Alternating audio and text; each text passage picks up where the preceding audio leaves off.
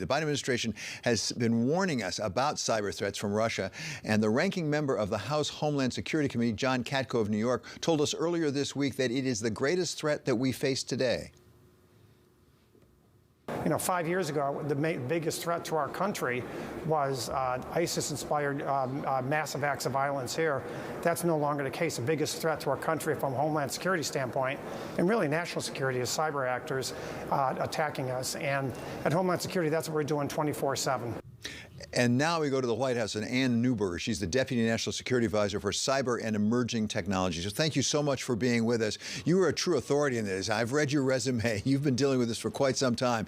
Give us a sense about the size and the scope of the cyber threat right now, particularly with respect to Russia, particularly in the wake of Ukraine. Thank you so much, David. Great to be here with you today. So we've certainly seen Russia use cyber activity to destabilize and coerce, certainly with regard to Ukraine. With regard to the United States, from day one, the administration has been creating a sense of urgency to really address our digital defenses and making significant progress with the private sector in doing so.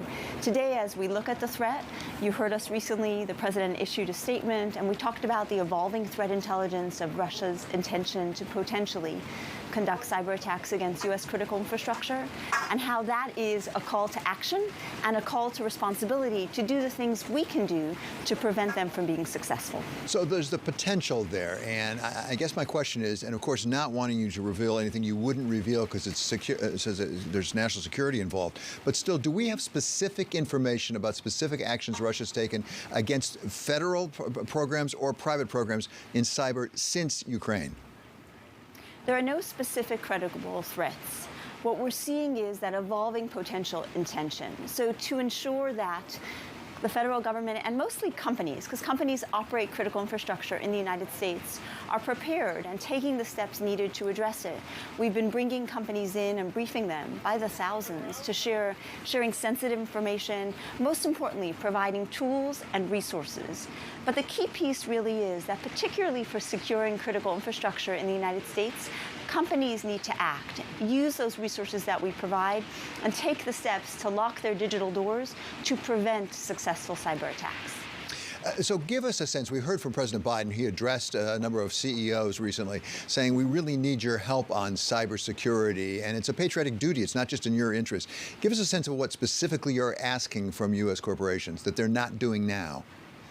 Absolutely. Really two sets of things. The first is to deploy cybersecurity protections that make it far harder for even a sophisticated attacker to be successful. Things like multi-factor authentication. Passwords are dead. They're either too short or we reuse them so often that adversaries have collected them. So multi-factor is a second way of giving proof of a digital identity. Things like backing up data. So if a network is encrypted, companies have a backup. Mostly what we're calling on CEOs to do is bring together their leadership teams and make it a CEO level priority, both in the level of security on their networks and exercising, and frankly, both as well for technology companies to start baking in security in the way tech is built, rather than today what often occurs bolting it on or making it the responsibility of the user to configure technology correctly. So there's two calls to action there.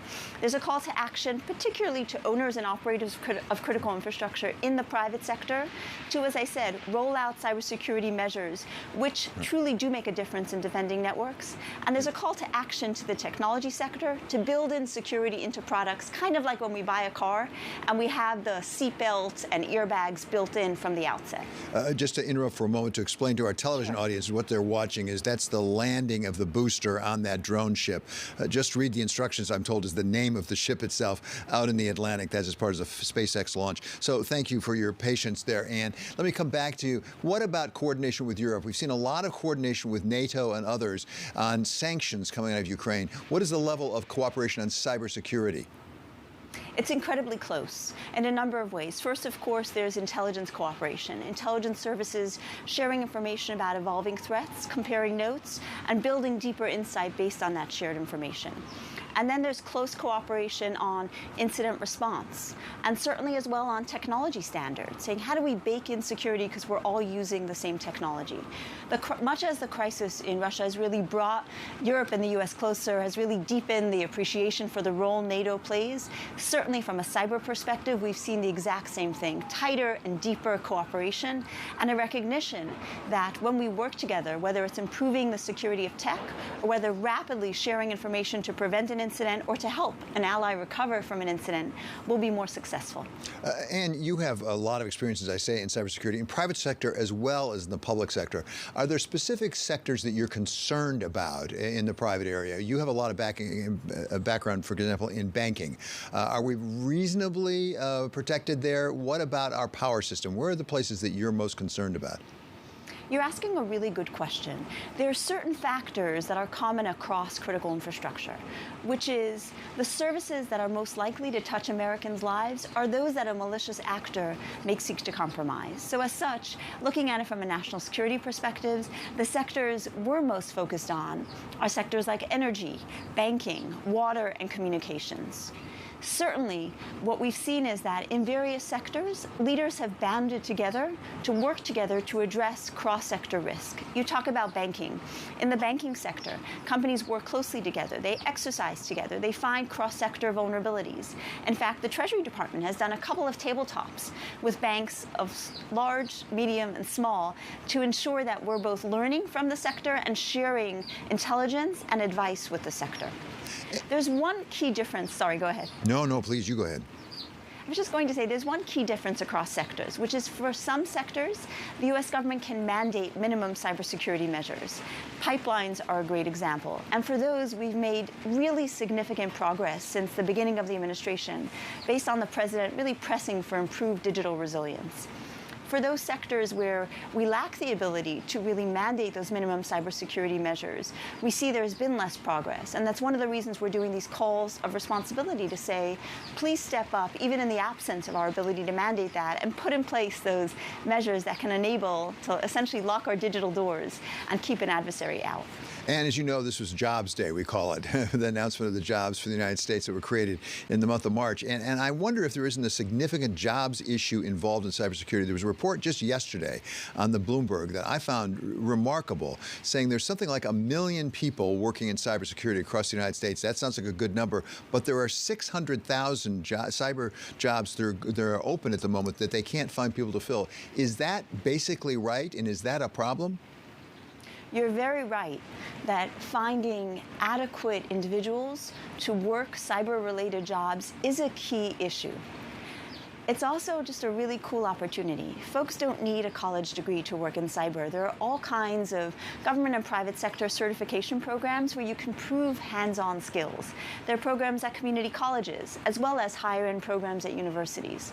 So there's a tremendous opportunity for really cool jobs in cyber. I'll use this opportunity to call out to that. And for folks who, wherever they are, whether they're starting out and they just want to get certified as a network administrator, get certified as an incident responder, all the way through to taking a 2-year community college program where you might learn compliance or more about the legal aspects of cyber, all the way through to high-end things like vulnerability analysis. So it's a really cool sector with a lot of opportunity for folks from all different backgrounds to participate in. So finally, Ann, this is Bloomberg, as you know, and we have a lot of Wall Street people who tune in. We also have a lot of corporate leadership. We heard from President Biden addressing CEOs in Washington a couple of weeks ago. What is the #1 message you would like corporate leadership to hear? Because I suspect a lot of corporate leadership has heard cybersecurity is pretty important. I suspect that they are investing in it. What is it they're not doing they still need to do? Cybersecurity is about continuity of your business. We see limited, we've been talking about nation-state threats. Beyond nation-state threats, we see limited reporting of criminal activity and ransom payments. In 2021 alone in the United States, there were over $1 billion in ransom payments made to criminal actors. That is preventable. by CEOs really bringing together their leadership teams and walking through the set of practices, kind of like the fact sheet that was released with the president's statement. That set of practices, deploying technology almost as an alarm system on their networks and working across their sectors. That's message number one. Message number two is, if as a company you're an owner and operator of critical infrastructure in the United States, as the president said, Americans rely on you for the continuity of those services, clean water and power. We provide, the federal government provides resources and tools and sensitive information sharing, but the steps that need to be taken, only the private sector can truly take to put in place the protections that will make a key difference in preventing or minimizing the impact of a cyber attack. We look forward to partnering, and we ask you to take those steps. And in both the public and the private sector, we never have enough money. At the same time, is the primary problem here a matter of how much money we're investing or how we're investing it? It's really a two-part. First, as you know, the Biden administration and the bipartisan infrastructure law makes real money available for investments, particularly at state and local levels, to address cybersecurity. So that's the first part. The second part really is using the power of our money to ensure that tech is built more securely. And you saw that as well in the president's executive order, where we said we'll use the billions of dollars in government procurement of tech to require that it be built securely, to require that it be baked in from the outset. So banding together to use the power of the money we're already spending to improve the security of tech will make a big difference.